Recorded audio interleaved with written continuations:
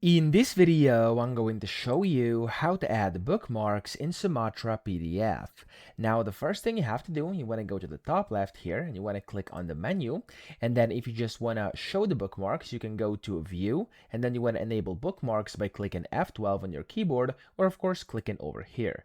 This is going to show you the bookmarks in your current document as you can see over here, and that way you can essentially add your bookmarks. However, you actually won't be able to customize these. These are going to get placed in automatically. Okay, so of course if they're placed in automatically or if they've been placed into your document prior to you actually opening the document inside the Sumatra PDF, then they're gonna show here, but if they haven't been, you won't be able to see any. So if you want to add them, you can do this the following way, using favorites, because that's the feature they have. Unfortunately, there's no way to actually add all of these. You can just expand them or collapse them if you wanna.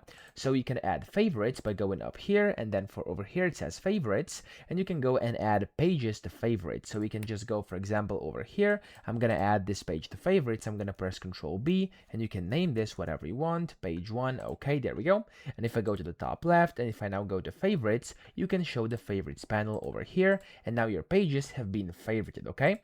Now, of course, you can do this for specific text. So if I were to go to over here, for example, data representation, I can go and right click over here, and as you can see, there is no way to actually make this like a bookmark. I can just go ahead and basically press Control and B, and it's going to take that selection and it's going to basically apply it to the page. So I can just type in, for example, data wrap page 2, maybe click on OK. There we go, and then it's going to save this as something on a page 2.